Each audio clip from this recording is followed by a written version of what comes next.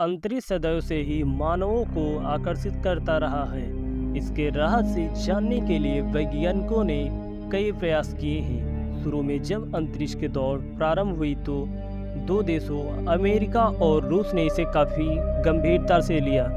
तरह तरह के यान और उपग्रह बनाकर उन्हें अंतरिक्ष में भेजा। शुरू के सारे मिशन मानव रहित ही थे।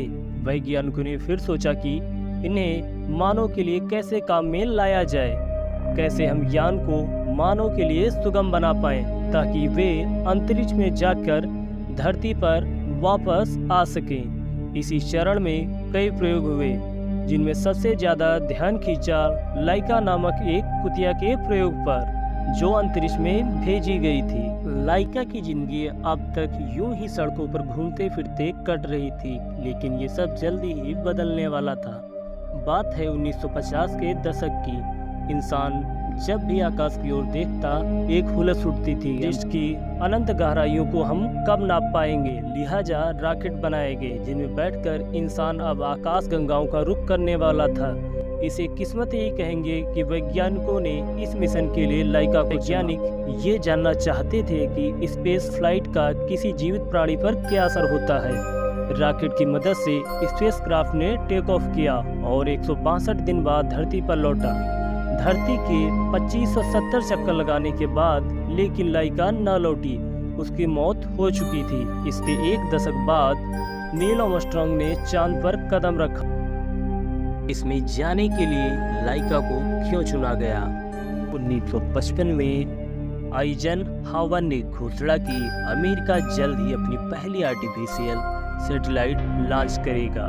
4 दिन बाद रूस ने भी ऐसा ही ऐलान किया और दोनों देश स्पेस की स्टार्टिंग लाइन पर आकर खड़े हो गए। अमेरिका तैयारी में लगा था, लेकिन रूस ने पहली बाजी मारते हुए अक्टूबर 1957 में सैटेलाइट लॉन्च भी कर दिया। इससे पहले अमेरिका रिएक्ट कर पाता, रूस ने स्पुतनिक 2 के लॉन्च की तैयारी भी पूरी कर ली और 30 दिन के भीतर उसे लॉन्च भी कर दिया। हालांकि स्पुतनिक 1 और 2 में एक अंतर था। इस बार ये सैटेलाइट अकेले नहीं जा रहा था, एक जीवित हमसफर भी इसके साथ जा रहा था। यहाँ से एंट्री होती है लाइका का। आखिरी लक्ष्य था इंसान को स्पेस में भेजना, इसलिए अमेरिका और सोवियत संघ रूस शुरुआत में टेस्टिंग में लगे हुए थे।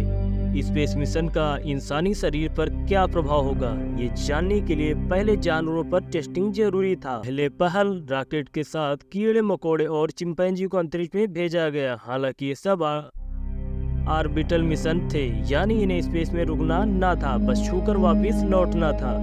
स्पुतनिक 1 की सफलता से जब यह तय हो गया कि सैटेलाइट अंतरिक्ष में ठहर सकता है, रूस ने अपने अगले मिशन के साथ किसी जानवर को भी भेजने की ठान ली।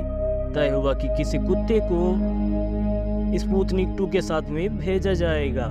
मॉस्को के गलियों में घूमने वाले कुत्ते भूख और भारी ठंड का सामना करने के आदी थे, इसलिए सोवियत वैज्ञानिकों ने तय किया कि ऐसे आवारा कुत्ते को ही मिशन के लिए बेहतर होंगे। सैकड़ों कुत्तों में 3 कुत्ते चुने गए। ट्रेनिंग शुरू हुई तो पता चला कि उनमें से एक गर्भवती है, उसे रिजेक्ट कर दिया गया। आखिर में कुद्रेका नाम की एक फीमेल डॉग इस मिशन के लिए चुनी गई। खास तौर पर मादा को इसलिए चुना गया क्योंकि मेल डॉग टांग उठाकर पेशाब करता है। इस वजह से स्पेसक्राफ्ट का आकार बड़ा बनाना पड़ता, जिससे भार बढ़ता और साथ ही बढ़ती तकनीकी दिक्कतें का वापस नहीं लौटने वाली थी। 3 साल की कुद्रव्याका के साथ जो दिक्कत न थी, 5 किलो वजन था और आकार एकदम छोटा। उसका रंग सफेद और भूरे का मिश्रण था। टेस्ट में उसने सबसे बेहतर प्रदर्शन किया था।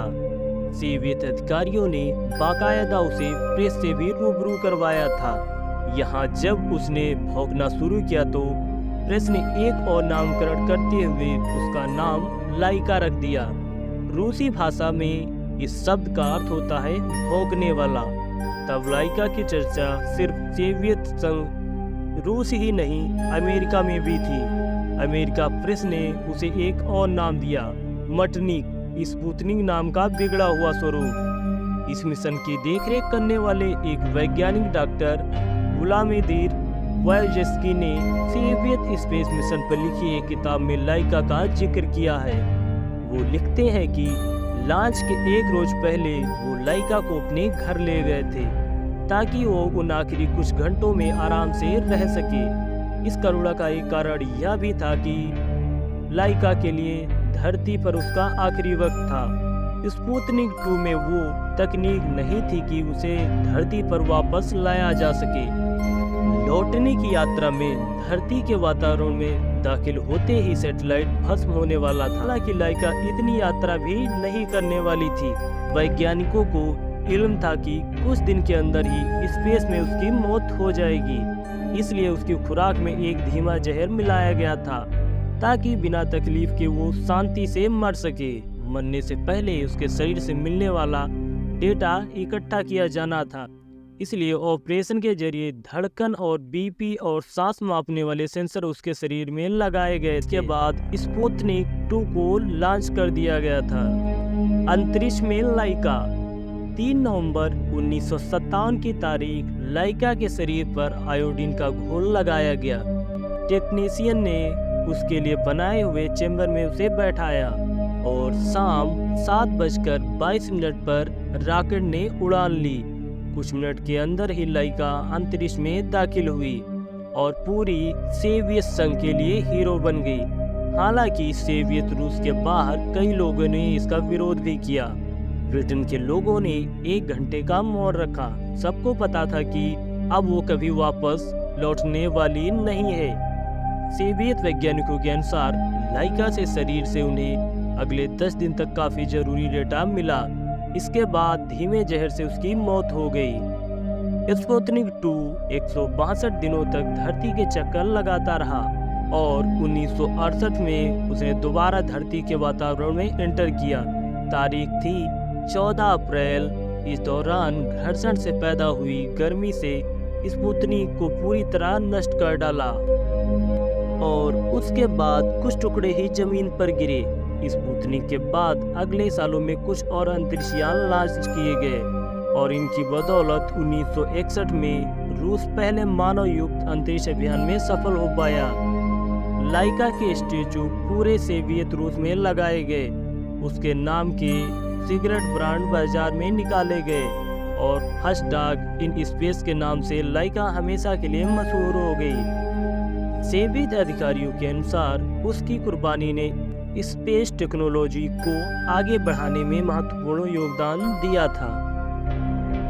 लेकिन ना तो कुर्बानी लाइका ने अपनी मर्जी से दी थी और ना ये महत्वपूर्ण बात पूरी तरह से सही थी। इस मिशन की पूरी असलियत 1991 के बाद उजागर हुई, जब सोवियत संघ के विघटन के बाद खुफिया दस्तावेज खंगाले गए। लाइका की हुई थी दर्दनाक मौत। इनसे जो पता चला वो कुछ यूं था।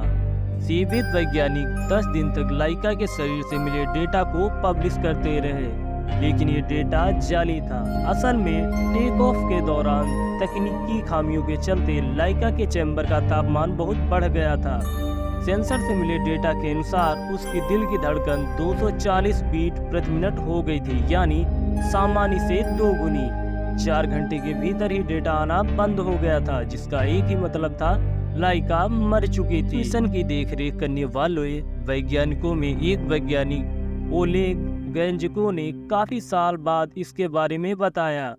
लाइका की मौत का मुझे बहुत दुख है। असलियत में हमें उस मिशन से कुछ खास डेटा भी नहीं मिल सका। हम उसकी मौत को जस्टिफाई नहीं कर सके।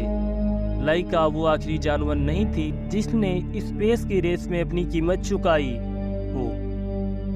आने वाले सालों में कई चिंपैंजी, कुत्ते, खरगोश आदि स्पेस में भेजे गए। चीन ने भी अपने स्पेस में सूरों का इस्तेमाल किया।